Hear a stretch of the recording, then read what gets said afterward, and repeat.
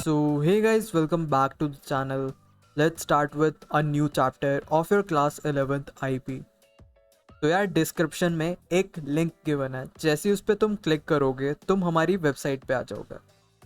इधर जैसे ही syllabus section पे तुम क्लिक करोगे तो ये तुम्हारा ऑफिशियल सिलेबस खुल जाएगा। नीचे स्क्रॉल करो। लास्ट वीडियो में हमने यूनिट 3 के ये सारे सब टॉपिक्स कवर कर लिए थे। आज की वीडियो में हम बचे हुए सारे टॉपिक्स पढ़ने वाले हैं। सो ये सारे टॉपिक्स तुम्हारे टेक्स्ट बुक में गिवन है, जो कि इस वीडियो में कवर हो रहे होंगे। हमने लास्ट वीडियो में थोड़ा बहुत ब्रीफ लिया था कि डेटा क्या होता है, इंफॉर्मेशन क्या होता है, डेटाबेस क्या होता है और फिर डीबीएमएस क्या होता है। उसी को कंटिन्यू करते हैं। SQL and my SQL. सबसे पहले देखते हैं एसक्यूएल क्या होता है। जैसे तुम टिंडर या व्हाट्सएप पर एक दूसरे से बात करने के लिए इंग्लिश या फिर हिंदी लैंग्वेज का यूज करते हो, सिमिलरली अगर डीबीएमएस से इंटरैक्ट करना है तो जो लैंग्वेज यूज होती है उसे हम बोलते हैं एसक्यूएल। इसकी फुल फॉर्म होती है स्ट्रक्चर्ड क्वेरी लैंग्वेज। ये एक लैंग्वेज है that is use to interact with database. ये नॉन केस सेंसिटिव होती, मतलब कोड को तुम कैपिटल या फिर स्मॉल लेटर किसी में भी लिखो, मैटर नहीं करता। इसका प्री डिफाइंड सिंटेक्स है, मतलब कोड्स इसमें पहले से ही डिफाइंड है, हमें बस यूज करना है। अब बहुत सारे लोग कंफ्यूज होते हैं एसक्यूएल और माई एसक्यूएल। इसे अभी हम एक डायग्राम से भी समझेंगे, बट मोटा मोटा बताऊं तो एसक्यूएल एक लैंग्वेज थी, बट माई एसक्यूएल एक सॉफ्टवेयर है जो कि एसक्यूएल लैंग्वेज यूज करती है। It is a software to manage relational database. जो भी हम डेटाबेस क्रिएट करेंगे उसे मैनेज करने के लिए जो सॉफ्टवेयर हम यूज करते हैं उसे हम बोलते हैं my SQL. It uses SQL language. बहुत लोग कंफ्यूज होते हैं एसक्यूएल माई एसक्यूएल में और डेटाबेस मैनेजमेंट सिस्टम। आओ एक एग्जांपल से सारी टर्म्स क्रिस्टल क्लियर करवाता हूँ। इमेजिन करो ये तुम हो। एसक्यूएल को इमेजिन करो एज स्विगी या फिर जोमैटो। डीबीएमएस हो गया तुम्हारा रेस्टोरेंट और डेटाबेस हो गया तुम्हारा किचन। तुमने स्विगी पर कुछ ऑर्डर करा, स्विगी ने अपने डिलीवरी पार्टनर को भेजा रेस्टोरेंट पर। रेस्टोरेंट ने अपने शेफ से बोला कि इस बंदे को क्या खाना है। शेफ ने खाना प्रिपेयर करके डीबीएमएस यानी रेस्टोरेंट को वापस भेज दिया। रेस्टोरेंट ने वो खाना डिलीवरी पार्टनर को भेज दिया, फिर डिलीवरी पार्टनर ने लास्ट में आके तुम्हें वो खाना पहुंचा दिया। ऐसे ही सेम काम होता है डेटा का भी। एसक्यूएल एक लैंग्वेज है जो यूज करते हो तुम to interact with DBMS. DBMS software चलाना है तो तुम्हें एसक्यूएल लैंग्वेज आनी चाहिए। एसक्यूएल लैंग्वेज यूज करके तुम डीबीएमएस सॉफ्टवेयर चलाओगे और इस सॉफ्टवेयर से जो भी तुम्हें डेटा चाहिए डेटाबेस से वो ले लोगे। डेटाबेस कलेक्शन ऑफ डेटा हो गया, डीबीएमएस एक सॉफ्टवेयर हो गया। इस सॉफ्टवेयर का एक एग्जांपल है माई एसक्यूएल। एसक्यूएल एक तुम्हारी लैंग्वेज हो गई जिसमें हम कोडिंग करते हैं। तो ये डायग्राम बना के आ जाना, तुम्हारी टीचर खुश होकर तुम्हें पप्पियां लेने लग जाएगी। How data is stored in relational database. मैंने लास्ट चैप्टर में बताया था कि रिलेशन मतलब क्या होता है, टैब्यूलर। तो रिलेशनल डेटाबेस मतलब टैब्यूलर स्ट्रक्चर में हम डेटा स्टोर कैसे करते हैं। तो रॉ डेटा को हम टेबल्स के अंदर स्टोर करते हैं और बहुत सारे टेबल्स को एक डेटाबेस के अंदर। तो यार मान लो तुम्हारे पास एक टेबल है जिसके अंदर स्टूडेंट्स का नेम गिवन है, स्टूडेंट्स की आईडी गिवन है और स्टूडेंट्स की डेट ऑफ बर्थ गिवन है। अब मैं तुमसे पूछूं कि एक टेबल बनाने के लिए तुम्हें किन किन चीज़ों की नीड है, तो तुम बोलोगे सबसे पहले तो मुझे बता दो कि क्या क्या स्टोर कराना है। मैंने बता दिया स्टूडेंट का नाम स्टोर कराना है, उसकी आईडी स्टोर करानी है, उसकी डेट ऑफ बर्थ स्टोर करानी है। फिर तुम पूछोगे नाम को किस फॉर्मेट में स्टोर कराना है। मैंने बोला टेक्स्ट फॉर्मेट में। आईडी को किस फॉर्मेट में, नंबर फॉर्म में। डेट ऑफ बर्थ को किस फॉर्मेट में, डेट फॉर्मेट में। टेबल क्रिएशन के लिए हमें किन किन चीज़ों की नीड है। सबसे पहले तो कॉलम नेम कि हमें क्या स्टोर कराना है। फिर हो गया उसका डेटा टाइप कि किस टाइप में स्टोर कराना है, किस फॉर्मेट में स्टोर कराना है। एसक्यूएल के अंदर हमारे पास कुछ प्री डिफाइंड फॉर्मेट्स है। सबसे पहले न्यूमेरिक डेटा। जब भी तुम्हें नंबर स्टोर कराने हैं तो तुम यूज करते हो या तो इंट या फिर फ्लोट। जैसे आईडी में हमने नंबर स्टोर करा तो या तो हम इंट यूज करेंगे या फिर फ्लोट। इंट यूज होता है जैसे नाम से पता लग रहा है इंटीजर वैल्यू के लिए, बट अगर तुम्हारे पास डेसिमल वैल्यूज मतलब पॉइंट वाली वैल्यूज है तो तुम फ्लोट डेटा टाइप यूज करोगे। थर्ड हो गया हमारे पास डेट फॉर्मेट। जब भी तुम्हें date of birth, date of death या फिर कोई भी डेट स्टोर करानी है तो तुम डेट डेटा टाइप यूज करते हो। याद रखना तुम्हारे टीचर का सबसे फेवरेट क्वेश्चन इसका फॉर्मेट पूछ लेते हैं, तो तुम बताओगे सबसे पहले हम ईयर लिखते हैं, फिर मंथ लिखते हैं, फिर डे लिखते हैं। हमने न्यूमेरिक डेटा देख लिया, हमने डेट फॉर्मेट देख लिया। अब देखते हैं टेक्स्ट डेटा को कैसे स्टोर कराते हैं। टेक्स्ट डेटा स्टोर कराने के लिए हमारे पास दो फॉर्मेट है, कैर और फैर कैर। तो यार इन दोनों के बीच का डिफरेंस बहुत बार तुम्हारे पेपर में आता रहता है। तो यार दोनों यूज होते हैं टेक्स्ट स्टोर करने के लिए। कैर, कैरेक्टर ऑफ फिक्स्ड लेंथ। जब भी हमें कोई फिक्स्ड लेंथ का टेक्स्ट स्टोर कराना है, मान लो तुम्हारे पास एक टेबल है जिसके अंदर जेंडर कॉलम है, वहां पर एक कैरेक्टर फिक्स होगा ना, या तो तुम एफ लिखो या फिर एम लिखो। उसका साइज फिक्स है कि कॉलम में बस एम लिख सकते हैं या एफ। बट यही वैरकार कब यूज करेंगे, जब हमारे पास वेरिएबल लेंथ होगी। जैसे हमें टेबल में नेम एंट्री करवानी है, तो नेम सबके अलग अलग साइज के होते हैं, वेरिएबल लेंथ के होते हैं। तो कौन सा फॉर्मेट यूज हम करेंगे नेम स्टोर कराने के लिए, दैट इज वैरकार। जब भी फिक्स चीज़ों की हम बात करते हैं तब हम कैर यूज करते हैं, और जब भी वेरिएबल लेंथ की बात करते हैं हम वैरकार यूज करते हैं। तो यार जो कैर होता है ना, जितनी भी तुम लेंथ उसे असाइन करते हो वो सारी मेमोरी ऑक्यूपाई करेगा, डेटा को डालो या फिर ना डालो। कैर मेमोरी वेस्टेज करता है अगर उतने साइज का डेटा उसे नहीं मिलता है, वेयर एज वैरकार में नो वेस्टेज। इसमें जितनी भी लेफ्ट ओवर मेमोरी होती है वो सारी कहीं ना कहीं यूटिलाइज कर लेता है। अभी ज़्यादा दिमाग मत लगाओ इन चीज़ों पे, जैसे ही हम प्रैक्टिकल करेंगे ये सारी चीज़ें तुम्हें रट जाएंगी। तो यार बहुत थ्योरी हो गई, अब प्रैक्टिकली करते हैं सीधा। हम क्या करेंगे, सबसे पहले एक डेटाबेस बनाएंगे, फिर टेबल का स्ट्रक्चर तैयार करेंगे और उसके अंदर वैल्यूज इंसर्ट करें। तो सबसे पहले डेटाबेस। तुम्हें क्वेश्चन मिला है create a database named school using SQL. तुम्हें एक डेटाबेस बनाना है जिसका नाम क्या है, स्कूल यूजिंग एसक्यूएल लैंग्वेज। तो इसका सिंटेक्स ध्यान से सुनना, अब यहाँ से तुम्हारे एग्जाम्स में क्वेश्चंस आने वाले हैं। जब भी हमें डेटाबेस बनाना होता है तो हम लिखते हैं क्रिएट डेटाबेस और डेटाबेस का नाम। दोबारा, जब भी तुम्हें डेटाबेस बनाना होता है तो तुम लिखोगे क्रिएट डेटाबेस और डेटाबेस का नाम। जो भी येलो टेक्स्ट है ये एसक्यूएल के अंदर प्री डिफाइंड है, और वाइट वाला तुम अपने अकॉर्डिंग चेंज कर सकते हो। जैसे क्वेश्चन में कुछ भी डेटाबेस का नाम मान लो कॉलेज लिखा होता तो हम स्कूल की जगह कॉलेज लिख सकते हैं। हल्का हल्का गया दिमाग में। डेटाबेस बनाने के लिए हम क्या कोड लिखते हैं, क्रिएट डेटाबेस स्कूल। नेक्स्ट आ जाओ, तुम्हें बोला है create a table class using SQL. तुम्हें एक क्वेश्चन में टेबल गिवन है और बोला है कि ये टेबल बनाओ। इस टेबल का नाम क्या है, क्लास। आओ देखते हैं डेटाबेस बनाने के बाद एक टेबल कैसे बनाते हैं। सबसे पहले हम लिखेंगे यूज, फिर डेटाबेस का नाम कि किस डेटाबेस के अंदर हमें टेबल बनाना है। हमें स्कूल डेटाबेस के अंदर बनाना है कौन सा टेबल, क्लास टेबल। तो हमने लिख दिया यूज फिर डेटाबेस का नाम कि इस डेटाबेस के अंदर टेबल बनाओ। टेबल बनाने के लिए सबसे पहले हम लिखेंगे क्रिएट टेबल, फिर जो भी टेबल का नाम होगा। जैसे इसने इसका नाम क्या दिया है टेबल का, क्लास, तो हमने टेबल का नाम लिख दिया क्लास। उसके बाद ब्रैकेट ओपन करेंगे। सबसे पहले हम टेबल का ढांचा तैयार करते हैं, टेबल का स्ट्रक्चर कि हमें क्या क्या स्टोर कराना है। तो टेबल के अंदर हमें क्या क्या स्टोर कराना है, सबसे पहले स्टूडेंट का नेम, तो स्टूडेंट का नेम हमें स्टोर कराना है।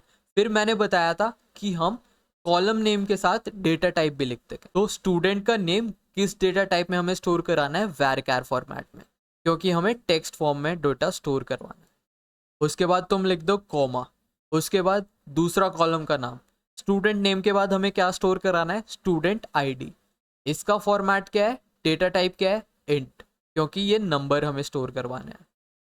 उसके बाद हमें क्या स्टोर करवाना है, स्टूडेंट डेट ऑफ बर्थ, और इसका डेटा टाइप क्या हो गया, डेट। उसके बाद ब्रैकेट बंद, और लास्ट में जब भी तुम कोड खत्म करते हो तो हम सेमीकोलन लिखते हैं। देखो हर कोड के एंड में मैंने सेमीकोलन लिखा है। जैसे ही तुम इस कोड को रन करोगे तुम्हारे पास एक टेबल का ढांचा तैयार हो जाएगा जिसके अंदर एक एस नेम कॉलम बन जाएगी, एक एस आईडी कॉलम बन जाएगी और एक as date of birth column बन जाएगी। 2 सेकंड का पॉज लो, देखो हमने क्या क्या किया है। सबसे पहले तो हमने डेटाबेस बनाया है जिसका नाम क्या था, स्कूल। फिर इसने बोला था एक टेबल बनाओ, डेटाबेस के अंदर एक टेबल बनाओ जिसका नाम क्या है, क्लास। तो हमने टेबल का एक ढांचा तैयार करा। टेबल का ढांचा कैसे तैयार करते हैं, क्रिएट टेबल, फिर जो भी तुम्हें टेबल का नाम देना हो, उसके बाद कॉलम का नेम और कॉलम का डेटा टाइप, साथ में कॉमा। जैसे ही तुम इस कोड को रन करोगे तुम्हारे पास टेबल का ढांचा रेडी हो जाएगा। ठीक है, आगे चलते हैं। तुम्हें नेक्स्ट क्वेश्चन मिला है। अब हमने ढांचा तो बना लिया, अब इसके अंदर वैल्यूज इंसर्ट करके दिखाओ। वैल्यूज इंसर्ट करने के लिए हम लिखेंगे इंसर्ट इनटू, फिर जिस भी टेबल में तुम्हें वैल्यूज इंसर्ट करनी है, हमें अभी क्लास टेबल के अंदर वैल्यूज इंसर्ट करनी है ना, तो लिखेंगे क्लास, फिर वैल्यूज। वैल्यूज लिखने के बाद ब्रैकेट ओपन करोगे, जो जो वैल्यूज तुम्हें इंसर्ट करानी है टेबल के अंदर वो लिख दो, फिर ब्रैकेट बंद और सेमीकोलन। जैसे इस कोड को तुम रन करोगे तुम्हारे टेबल में वैल्यूज जा चुकी होंगी। छोटी छोटी चीजें नोटिस करो, हमने क्या करा है, इंसर्ट इनटू, फिर टेबल का नाम, फिर तुम्हें लिखना है वैल्यूज और जो भी तुम्हें वैल्यूज इंसर्ट करनी है वो लिख दो। नंबर के अलावा हर एक चीज हम कोटेशन मार्क्स के अंदर स्टोर कराते हैं। जैसे लाना के ऊपर भी हमने कोटेशन मार्क्स लिखे हैं और इस डेट के ऊपर भी। ये एक सिंटेक्स है, मतलब ये रूल है, ये हमें करना ही पड़ेगा। तुम्हें मोटा मोटा समझ आया कि हम कोड कैसे कर रहे हैं। सबसे पहले डेटाबेस बनाया हमने, फिर उस डेटाबेस का यूज करके एक उसके अंदर टेबल बनाई।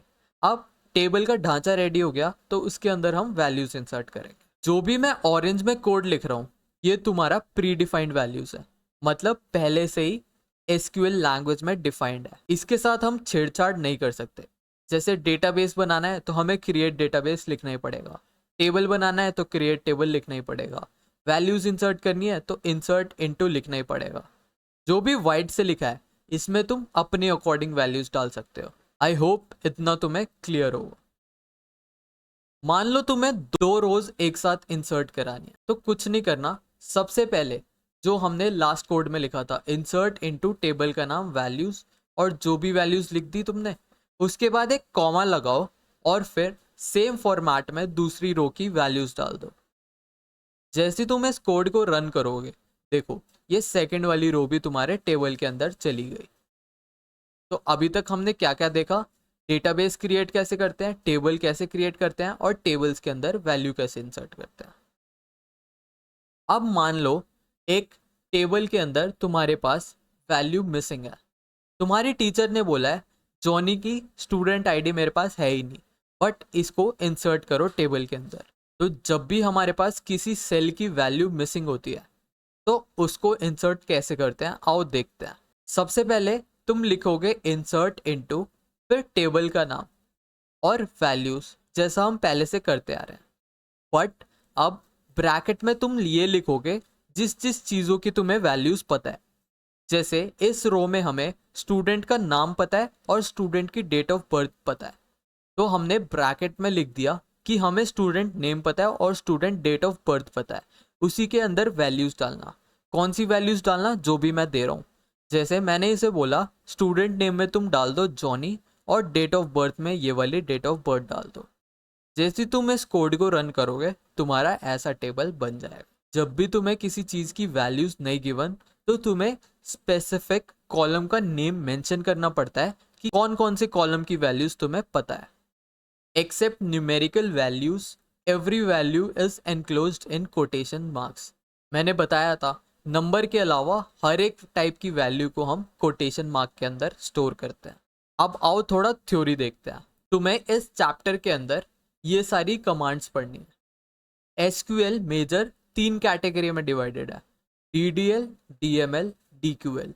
तीनों की फुल फॉर्म देखें तो डीडीएल की फुल फॉर्म होती है डेटा डेफिनेशन लैंग्वेज, डीएमएल की फुल फॉर्म होती है डेटा मैनिपुलेशन लैंग्वेज और डीक्यूएल की फुल फॉर्म होती है डेटा क्वेरी लैंग्वेज।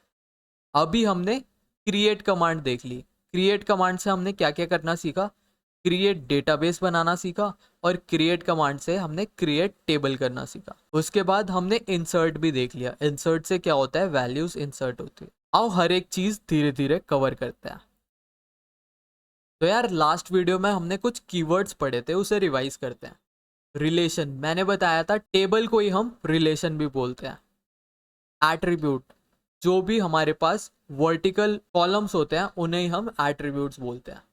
टपल क्या हो गया? रोज, जो भी हॉरिजॉन्टल होता है टेबल में उसे हम क्या बोलते हैं? टपल। डिग्री क्या होता है? Total number of columns. और कार्डिनैलिटी क्या होती थी? टोटल नंबर ऑफ रोज। मैंने लास्ट वीडियो में बहुत डिटेल में ये सारे पढ़ाए हैं। अगर तुमने वीडियो नहीं देखी तो जाके वो वीडियो देखो पहले। उसके बाद मैंने कुछ टाइप की कीज भी बताई थी, प्राइमरी की, कैंडिडेट की, ऑल्टरनेट की। आओ इसको एक एग्जांपल से रिवाइज करते हैं।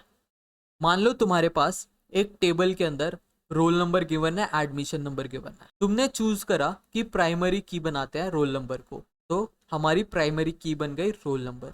और कैंडिडेट की में जितनी भी कीज बच गई उन्हें हम किस कैटेगरी में डाल देते हैं? ऑल्टरनेट या फिर सेकेंडरी की के अंदर। ये सारी चीजें मैंने लास्ट वीडियो में बहुत डिटेल में बताया था। अगर तुम्हें नहीं समझ आया तो वो जाके देख लो। तो यार प्राइमरी की कौन सी होती थी? जो सबके लिए यूनिक होती है और नॉन एम्प्टी होती थी। कैंडिडेट कीज वो कॉलम्स थे जो कि प्राइमरी की बन सकते थे, बट अभी तक हमने चूज नहीं करा है। ऑल्टरनेट कीज कौन सी कीज होती थी? ऐसी बची हुई कैंडिडेट कीज जो प्राइमरी नहीं है।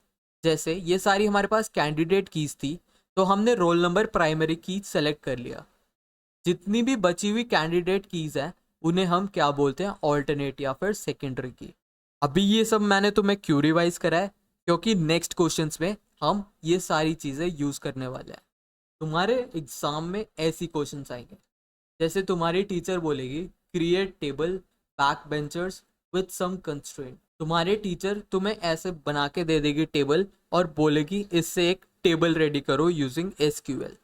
तो आओ देखते हैं कैसे हम इस टेबल को क्रिएट करते हैं।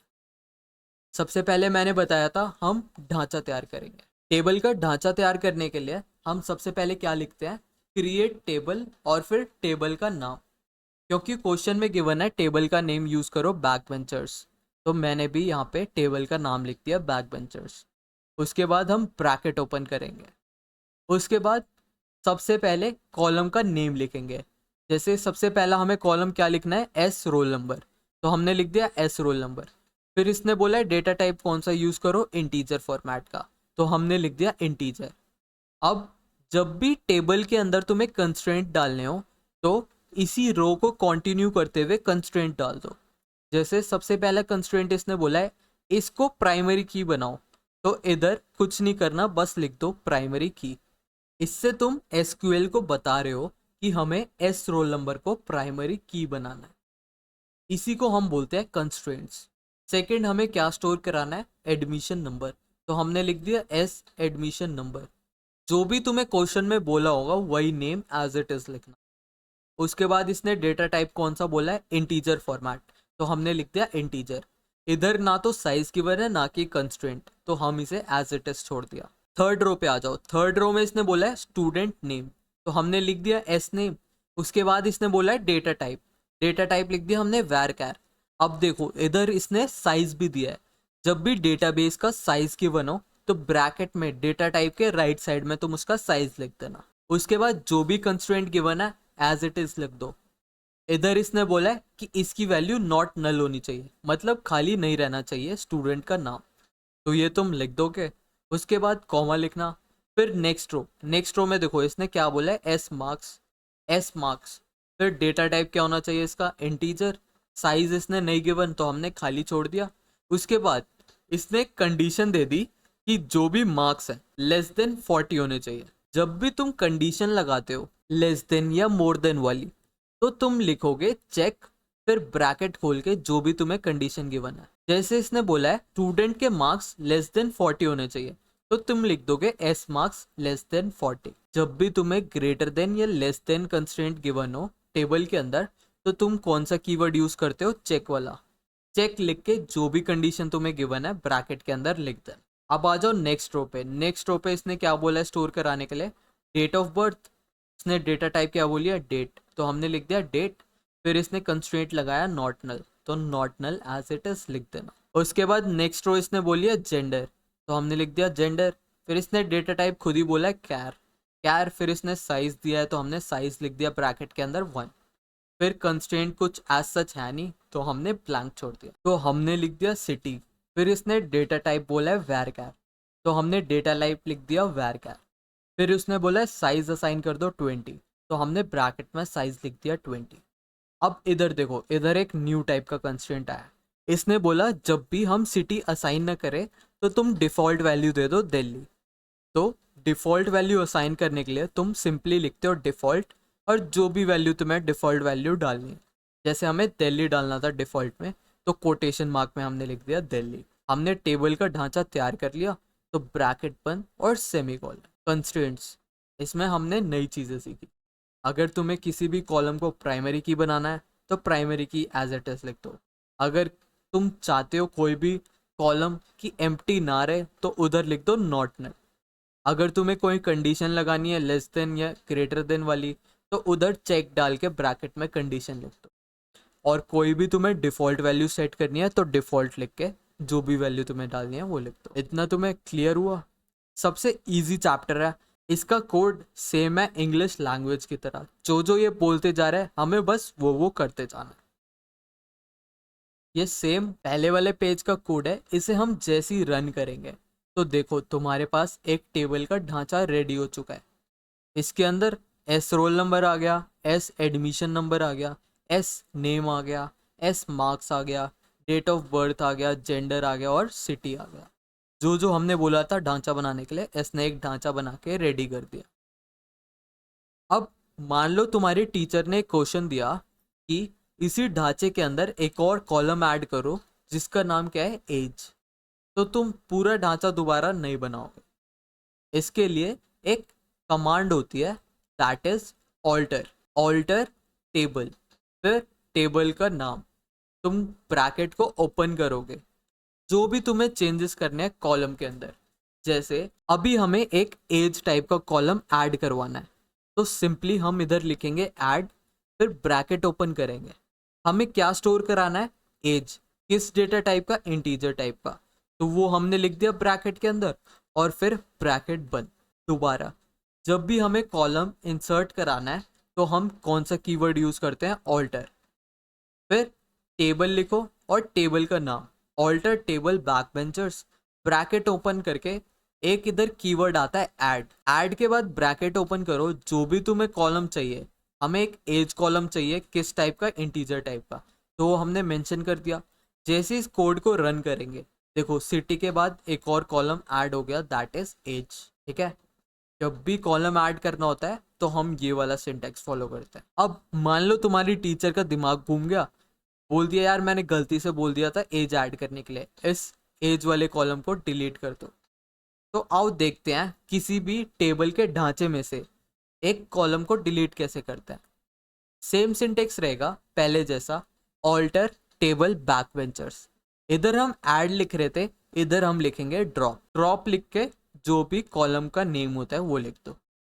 या तो तुम ऐसे लिख सकते हो या फिर ऐसे भी लिख सकते हो, ड्रॉप कॉलम एज। दोनों कोड सही हैं, इसमें से कोई भी कोड रन करोगे तो तुम्हारे टेबल से एज वाला कॉलम गायब हो जाएगा। तुम्हें आ गया? टेबल के अंदर कोई भी कॉलम इंसर्ट या फिर डिलीट करना। इंसर्ट करना है तो ऑल्टर के साथ ऐड कमांड यूज करते हैं, और जब भी किसी कॉलम को रिमूव करना होता है हम ऑल्टर के साथ ड्रॉप कमांड यूज करते हैं। कॉलम डिलीट करने के लिए तुम कोई सा भी सिंटेक्स लिख सकते हो। अब मान लो तुम्हें क्वेश्चन मिला है write SQL command to delete table back bencher. तो तुमने ये टेबल बनाई थी उसे तुम्हें डिलीट करना है, तो टेबल डिलीट करने का सिंटेक्स होता है ड्रॉप टेबल, टेबल का नाम।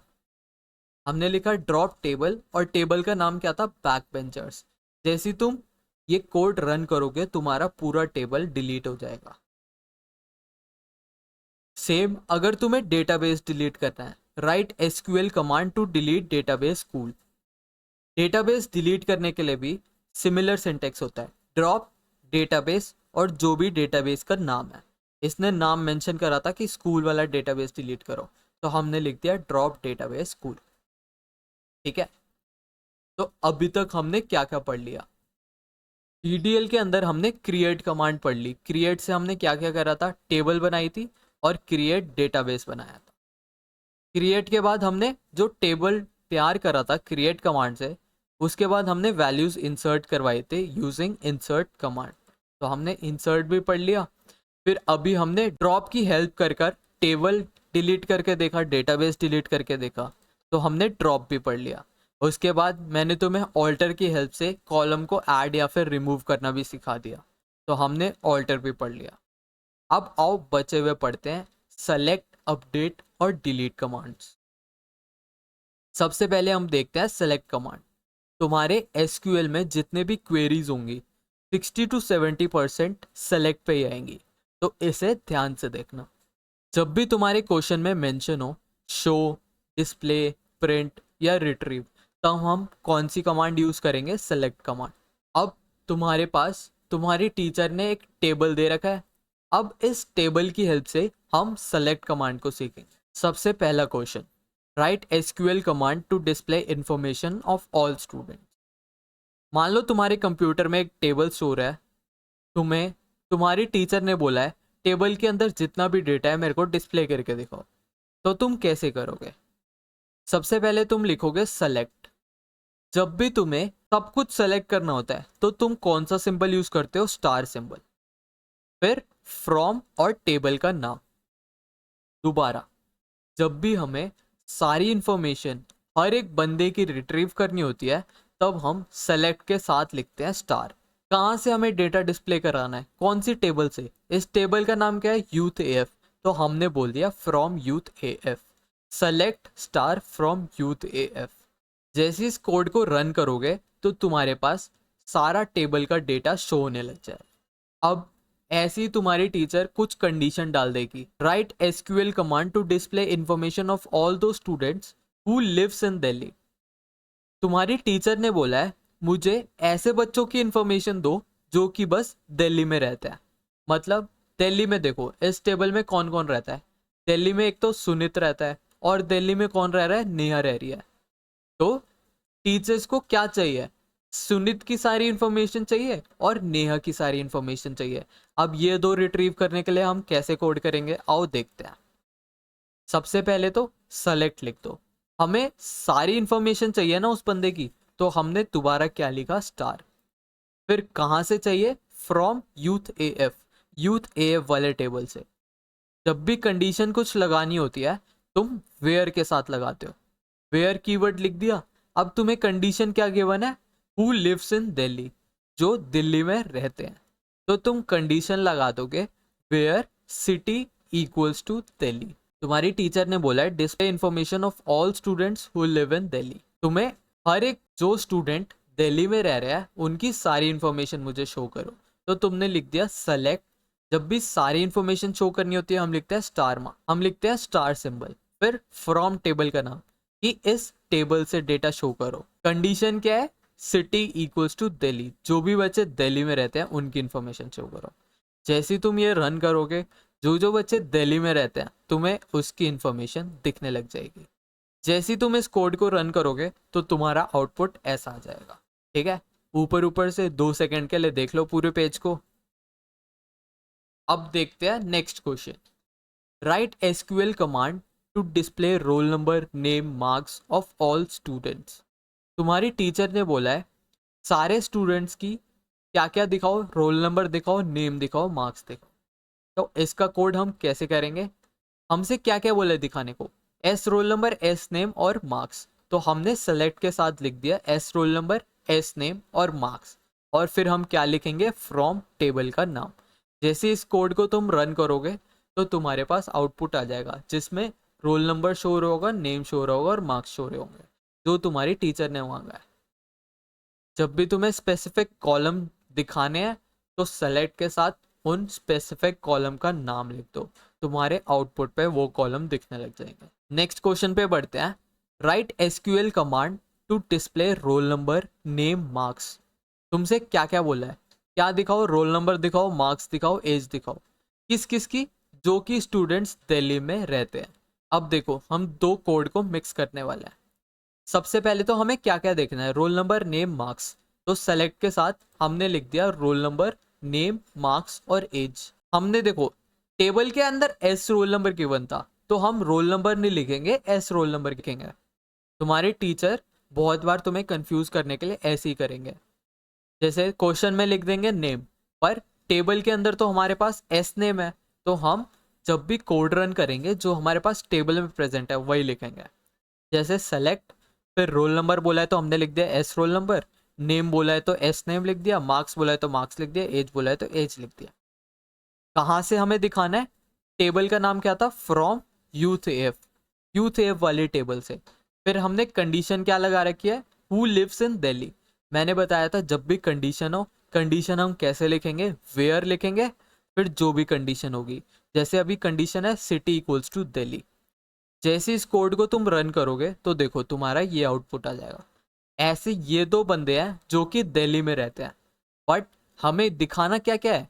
बस रोल नंबर, नेम, मार्क्स और एज। तो हमने रोल नंबर, मार्क्स, एज दिखा दिया किसके?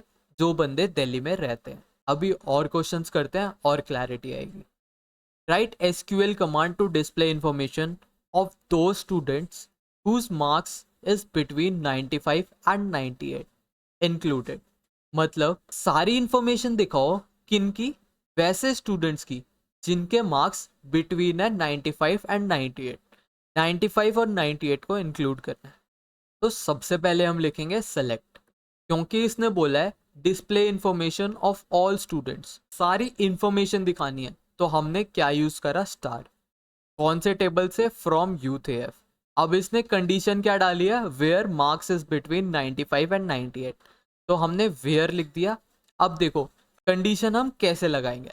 इधर दो कंडीशन है ना, मार्क्स बिटवीन होने चाहिए, मतलब 95 से बड़े या फिर बराबर, और 98 से कम या फिर बराबर। तो हमने कंडीशन में सबसे पहली कंडीशन लिख दी, where marks greater than equal to 95, मतलब मार्क्स 95 या 95 से बड़े। और फिर एंड कीवर्ड लिखा, क्योंकि हमें दोनों कंडीशन चाहिए। जब भी दो कंडीशन चाहिए होती है हमें एंड लिखते हैं। फिर लिख दो मार्क्स किससे कम या बराबर होने चाहिए? 98 से। दोबारा क्वेश्चन में बोला है सारी इंफॉर्मेशन दिखाओ ऐसे स्टूडेंट्स की जिनके मार्क्स 95 और 98 के बीच में है। तो हमने लिख दिया सेलेक्ट स्टार, क्योंकि सारी इंफॉर्मेशन शो करनी है। फिर फ्रॉम टेबल का नाम, और फिर कंडीशन डाल दी वेयर। मार्क्स कौन से चाहिए? 95 के बराबर या बड़े, और 98 से छोटे या फिर बड़े। तो हमने लिख दिया marks greater than equal to 95। फिर दो कंडीशन को मर्ज करना है तो एंड लिख दिया। फिर लिख दिया हमने marks less than equal to 98। तो इससे होगा क्या? जितने भी स्टूडेंट्स के मार्क्स 95 या 95 से बड़े हैं और 98 और 98 से छोटे हैं, वो हमें शो होने लग जाएगी। इसी कोड को हम दूसरे तरीके से भी लिख सकते हैं। सेलेक्ट स्टार फ्रॉम टेबल का नाम वेयर। कंडीशन में देखो तुम लिख दो मार्क्स, फिर बिटवीन जो भी तुम्हें दो नंबर गिवन है वो नंबर डाल दो, मार्क्स बिटवीन 95 एंड 98। जैसे इस कोड को, इनमें से किसी भी कोड को रन करोगे तो ऐसे टेबल के अंदर जिनके भी मार्क्स 95 या 98 से बड़े हैं बस वही शो होंगे। तो इस क्वेश्चन से हमने क्या सीखा? दो कंडीशंस को मर्ज कैसे करते हैं, बिटवीन और एंड कीवर्ड का भी यूज हमने देखा। जब भी तुम्हें बिटवीन वाला क्वेश्चन आए या तो ऐसे करके कर लो या फिर ऐसे कर लो। जो भी मैं क्वेश्चन करा रहा हूँ बहुत इंपॉर्टेंट है, क्योंकि ये सारे टाइप के क्वेश्चंस बहुत रिपीटेडली तुम्हारे एग्जाम्स में आते हैं। तो हर एक क्वेश्चन को ध्यान से समझना। नेक्स्ट क्वेश्चन गिवन है तुम्हें, write SQL command to display. अब हमें क्या क्या दिखाना है? रोल नंबर, नेम, मार्क्स और एज। किसके? Of all student who lives in Delhi, Pune and Mumbai. तो हमें क्या क्या दिखाना है? रोल नंबर, नेम, मार्क्स और एज। तो सबसे पहले सेलेक्ट के साथ हमने लिख दिया as roll number, S name, marks और एज। फिर लिखेंगे हम फ्रॉम टेबल का नाम। अब कंडीशन लगाने के लिए हम क्या लिखते हैं? Where keyword. फिर कंडीशन क्या क्या गिवन है? Who lives in Delhi, Pune, Mumbai. तो हम कंडीशन लिख दिया हमने सिटी इक्वल्स टू दिल्ली, और सिटी इक्वल्स टू पुणे, और सिटी इक्वल्स टू मुंबई। जब हम बिटवीन वाला क्वेश्चन कर रहे थे तो हमने बीच में एंड लगाया था। क्यों? क्योंकि हमें दोनों कंडीशन चाहिए। क्वेश्चन में बोला है बिटवीन 95 एंड 98, मतलब इन दोनों के बीच में होना चाहिए। बट अभी हमें क्वेश्चन में क्या बोला है? Who lives in Delhi, Pune और मुंबई, मतलब इन तीनों में से कहीं पर भी हो। इसीलिए हमने इधर क्या यूज करा है? और। ऐसा कोई कंडीशन मिल जाए जिसमें एक भी कंडीशन ट्रू हो तो चलेगा, तो तुम क्या यूज करते हो? और। इस क्वेश्चन को अगर हम हिंदी में ट्रांसलेट करें तो तुमसे पूछा है ऐसे बच्चों की तुम मुझे roll number, name, marks, age निकाल के दो। कहाँ से? इस टेबल में से जहाँ पर जो स्टूडेंट रह रहा है या तो दिल्ली में रह रहा है या फिर पुणे में रह रहा है या फिर मुंबई में रह रहा है। तो जब भी तुम्हें मल्टीपल कंडीशंस लगानी हो तो या तो तुम और यूज कर सकते हो या फिर एंड। अब मान लो तुम्हारे पास 10 सिटी है तो तुम ऐसे थोड़ी ना और करके city equals to Pune, city equals to Bihar लिखते ही रह जाओगे ऐसे। तो इसका एक शॉर्टकट होता है लिखने का। सबसे पहले तो लिख दो सेलेक्ट, जो जो कॉलम्स तुम्हें चाहिए वो लिख दो, फिर फ्रॉम टेबल का नाम लिख दो, वेयर लगा के जो भी कॉलम पे तुम्हें रेस्ट्रिक्शन चाहिए सिटी लिख दिया। फिर सिटी क्या क्या हो सकती है इन लिख के ब्रैकेट में लिख दो, जैसे where city in. City in में से कुछ भी हो सकती है, दिल्ली, पुणे, मुंबई। जब भी हम इस कोड को रन करेंगे तो देखो तुम्हें जितने भी स्टूडेंट्स हैं जो कि दिल्ली, पुणे और मुंबई में रह रहे हैं उनकी डिटेल्स तुम्हें शो हो गई। और हमें क्या क्या शो हुआ है? S roll number, S name, marks और एज, जो कि तुमसे क्वेश्चन में मांगा था। आओ देखते हैं next question. Write SQL command to show information of दो students whose name start with S. ऐसे स्टूडेंट्स की इंफॉर्मेशन दिखाओ जिनका नाम एस से स्टार्ट हो रहा है। अब इसमें एंट्री होती है वाइल्ड कार्ड कैरेक्टर्स की। सबसे पहले हमें सारी इंफॉर्मेशन शो करानी है तो हमने सेलेक्ट के साथ स्टार कीवर्ड लिख दिया। फिर टेबल का नाम लिख देंगे फ्रॉम यूथ एएफ। अब कंडीशन, कंडीशन ध्यान से देखना। वेयर लिखा हमने। अब इसने बोला है student whose name start with S, ऐसे बच्चे जिनका नाम एस से स्टार्ट हो रहा है। तो हम लिखेंगे where S name. S name के बाद हम लिखते हैं लाइक। उसके बाद तुम लिखोगे एस परसेंटेज साइन। ये क्या कहना चाह रहा है? ऐसे सारे नेम बताओ जो एस से स्टार्ट हो रहे हैं, उसके पीछे कुछ भी हो मुझे फर्क नहीं पड़ता, बस स्टार्टिंग में एस कैरेक्टर होना चाहिए। जब भी हमें पीछे या आगे फर्क नहीं पड़ता कितने भी कैरेक्टर्स हो तो हम परसेंटेज का साइन लिखते हैं। और जब भी हम वाइल्ड कार्ड कैरेक्टर मतलब परसेंटेज या फिर अंडरस्कोर यूज करते हैं तो हम लाइक कीवर्ड लिखते हैं। जैसे इस कोड को तुम रन करोगे तो जितने भी बंदे जिनका नाम एस से स्टार्ट हो रहा है, हमारी टेबल में बस एक ही बंदा है जिसका नाम एस से स्टार्ट हो रहा है, उसकी सारी डिटेल्स आ गई। इसको एक और एग्जांपल देखते हैं फिर और अच्छे से समझ आएगा। Write SQL command to show information of दो students whose name starts and ends with N. तो हमें ऐसे बच्चों की इंफॉर्मेशन दिखानी है जिसका नाम स्टार्ट भी एन से हो रहा है और एंड भी। तो इसका सिंटेक्स हम लिखेंगे सेलेक्ट स्टार, क्योंकि हमें सारी इंफॉर्मेशन शो करानी है तो स्टार लिखिया। फिर हम लिखेंगे फ्रॉम टेबल का नाम। उसके बाद कंडीशन लिखने के लिए हम क्या यूज करते हैं? वेयर। उसके बाद एस नेम और लाइक कीवर्ड मैंने बताया था। अब इधर देखो मैंने क्या करा है। इसने बोला है start and end with N. First character N होना चाहिए, लास्ट कैरेक्टर एन होना चाहिए, बाकी बीच में कुछ भी हो इसे फर्क नहीं पड़ता। कितने भी साइज का हो, कुछ भी कैरेक्टर हो, इसे फर्क नहीं पड़ता। तो हम इधर हमने लिख दिया परसेंटेज का साइन। इससे क्या होगा? जो भी नेम एन से स्टार्ट हो रहे हैं और एन से एंड हो रहे हैं उनका सारा डेटा हमें शो होने लग जाएगा। एक और क्वेश्चन देखते हैं इसी टाइप का। Write SQL command to show roll number, S name, marks of दो students whose second alphabet of name is A. अब इसने बोला है रोल नंबर, नेम और मार्क्स दिखाओ किनका? ऐसे बच्चों का जिनका सेकेंड अल्फाबेट स्टार्ट किससे हो रहा है? ए से। सबसे पहले हमने लिख दिया सेलेक्ट कीवर्ड। फिर हमें क्या क्या शो कराना है? रोल नंबर, नेम और मार्क्स। तो हमने S roll number, S name, marks लिख दिया। कहाँ से हमने चूज करना है डेटा? From youth AF. जो भी टेबल का नाम होगा हमने वो लिख दिया। अब कंडीशन लगाएंगे वेयर, एस नेम, लाइक। ये तीन तो फिक्स है। अब क्योंकि सेकेंड अल्फाबेट ए है, जब भी हमें सिंगल अल्फाबेट रिप्रेजेंट करना होता है तो हम अंडरस्कोर लिखते हैं। मतलब इस अंडरस्कोर की जगह तुम कोई भी एक कैरेक्टर लिख सकते हो। परसेंटेज में कोई साइज फिक्स नहीं होता, तुम कितना भी साइज लो, बट अंडरस्कोर का मतलब होता है एक साइज। मतलब ए से पहले एक कैरेक्टर आना चाहिए और ए के बाद कुछ भी आए। जैसे ही हम इसको रन करेंगे, देखो परी के अंदर सेकंड कैरेक्टर हमारा ए है तो ये वाला आउटपुट आ गया। नमन के अंदर सेकंड कैरेक्टर ए है तो ये वाला आउटपुट आ गया। थर्ड रो हमारी सेम है परिणाम से, तो थर्ड रो भी इसने ये दिखा दी। परसेंटेज ऐसे काम करता है कि परसेंटेज के साथ तुम किसी भी चीज से रिप्लेस कर सकते हो, भले वो कितने भी साइज का हो, कोई भी कैरेक्टर हो। बट अंडरस्कोर से तुम बस एक ही कैरेक्टर रिप्लेस कर सकते हो। जब भी ऐसी कंडीशन हो सेकंड या फिर सेकंड लास्ट, तो हम क्या यूज करते हैं, अंडरस्कोर, क्योंकि हमें सेकंड कैरेक्टर पे कंडीशन चाहिए। इसका एक और एग्जांपल देखते हैं। Write SQL command to show all information of दो students whose second and second last alphabet of name is A। इसे वीडियो पॉज करके खुद ट्राई करने की देखो, बहुत इजी सा है। सबसे पहले हमें सारी इंफॉर्मेशन दिखानी है, तो सेलेक्ट के साथ हमने क्या लिख दिया, स्टार। उसके बाद फ्रॉम, और जो भी टेबल का नाम है वो लिख दिया हमने। उसके बाद वेयर, कॉलम का नाम क्या था, एस नेम, लाइक हम लिखते ही हैं जब वाइल्ड कार्ड कैरेक्टर यूज करते हैं।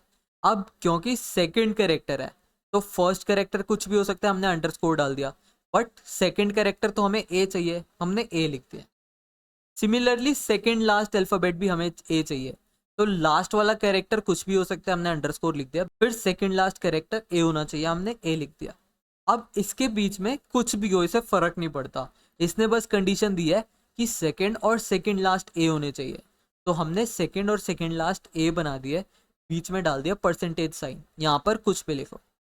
जैसे हम इस कोड को रन करेंगे, ऐसे जोन से भी नाम है जिनका सेकंड और सेकंड लास्ट ए है, वो हमें डिस्प्ले होने लग जाएगा। अब कुछ मैथमेटिकल ऑपरेशन परफॉर्म करके देखते हैं टेबल में। तुम्हारी टीचर ने बोला है write SQL command to count total number of students from table youth AF. SQL command लिखो to count total number of students, कितने स्टूडेंट्स है तुम्हारे टेबल के अंदर। तो इसका सिंटेक्स भी हम सेलेक्ट कमांड की हेल्प से लिखते हैं। सेलेक्ट, फिर तुम्हें क्या करना है, काउंट। तो एसक्यूएल के अंदर एक कीवर्ड होता है काउंट, जो कि जो भी ब्रैकेट में तुम कंडीशंस डालोगे उसे काउंट करके दे दे। जैसे अभी हमें पूरे टेबल में सारी टोटल नंबर ऑफ स्टूडेंट चाहिए ना, हर एक स्टूडेंट चाहिए, तो हमने लिख दिया स्टार। उसके बाद कहाँ से चाहिए, फ्रॉम यूथ एएफ। तो हमारे पास टोटल कितने रोज थे, 9, तो टोटल नंबर ऑफ स्टूडेंट्स भी इसने बता दिया 9। सिमिलरली अगर तुम्हें मैक्सिमम या फिर मिनिमम निकालना हो, तो आओ देखते हैं कैसे करेंगे।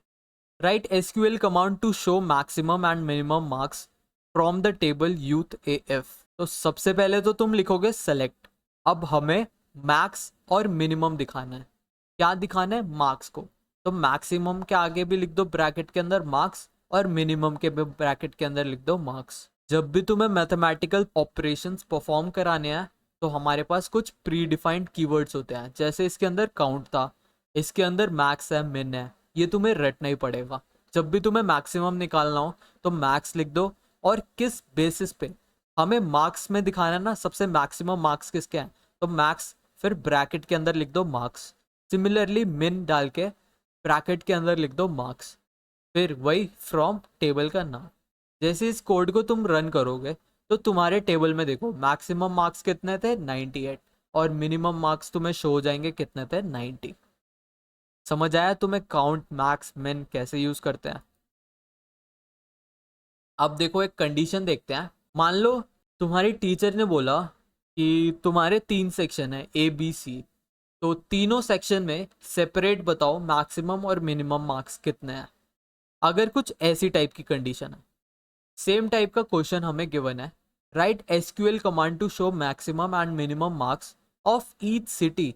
हर एक सिटी का मैक्सिमम और मिनिमम मार्क्स बताओ कितने आए हैं। आओ देखते हैं इसे कैसे करते हैं। सबसे पहले तो तुम सेलेक्ट कीवर्ड लिखोगे, फिर मैक्स, हमें किस बेसिस पे मैक्सिमम मिनिमम निकालना है, मार्क्स के बेसिस पे, तो मैक्स लिख दो मार्क्स, मिन पे लिख दो मार्क्स।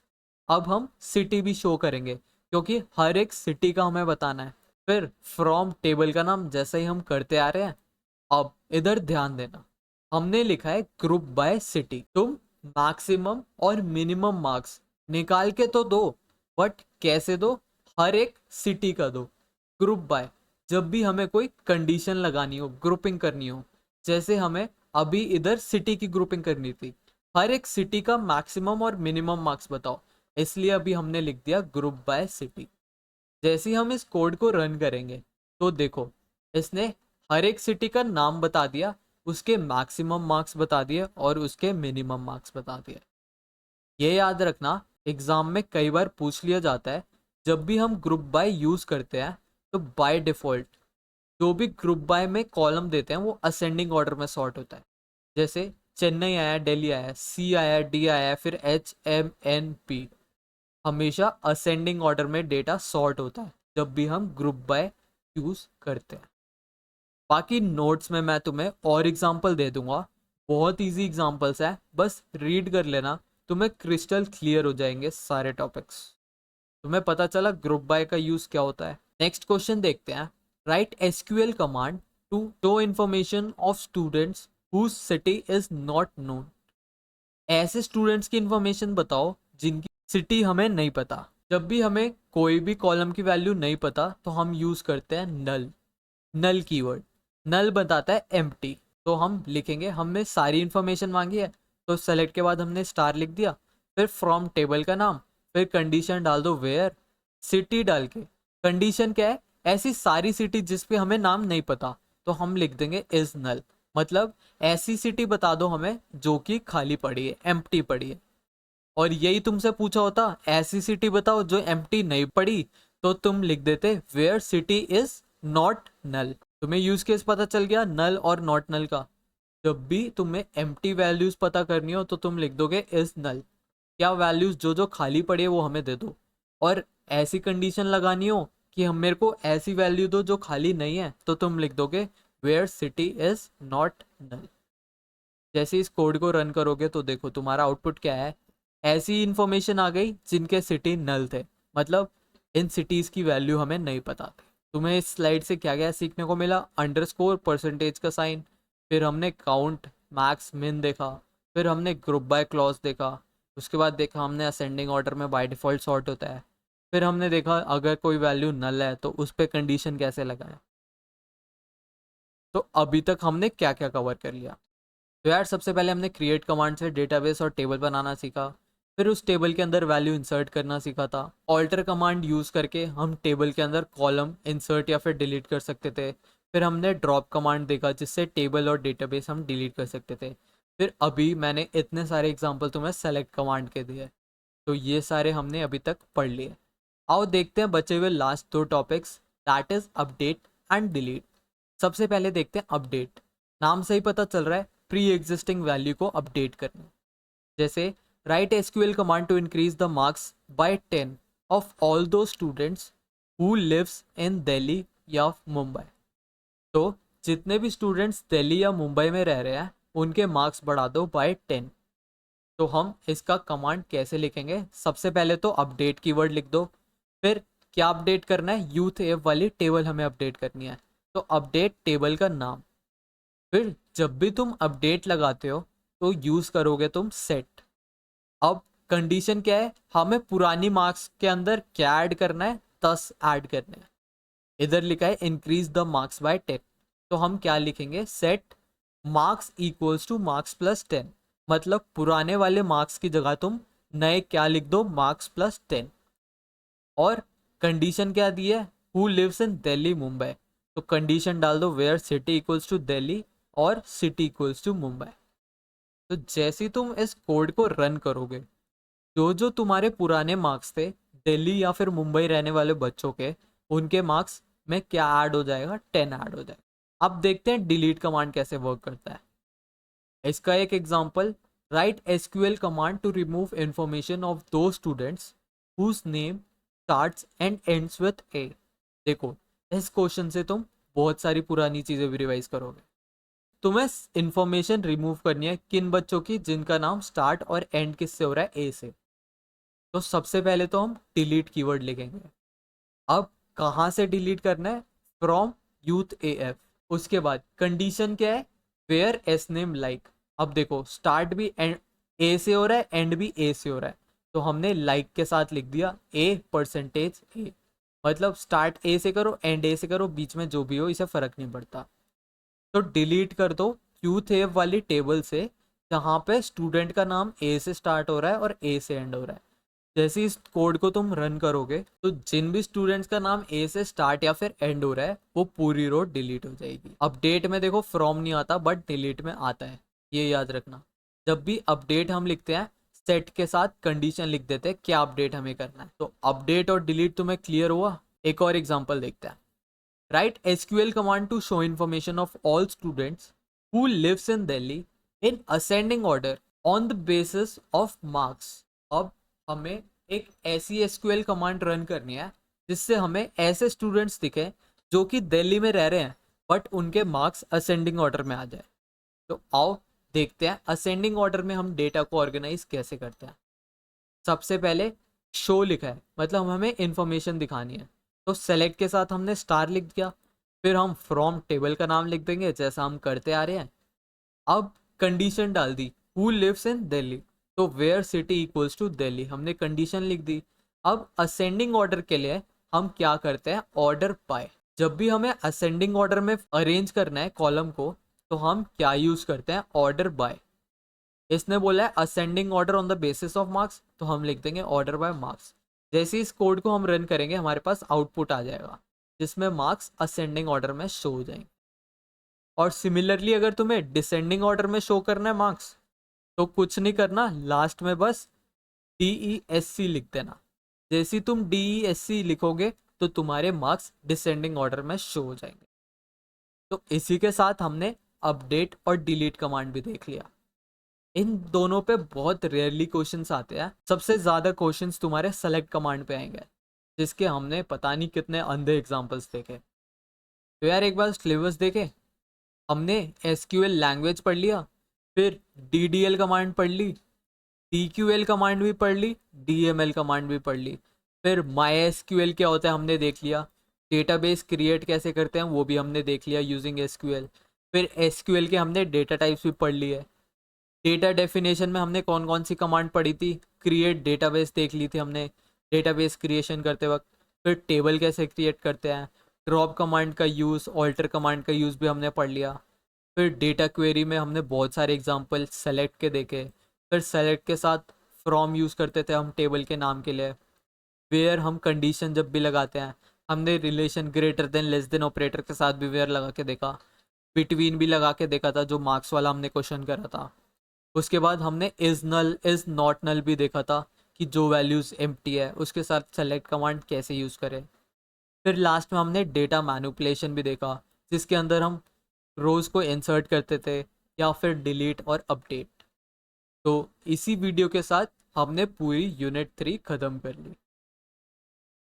तो I hope you guys enjoyed the video. Description में वेबसाइट है, वहाँ पर नोट्स भी गिवन है, फ्री ऑफ कॉस्ट जाके डाउनलोड कर लेना। And thank you for watching, keep supporting, keep loving, see you guys in the next video.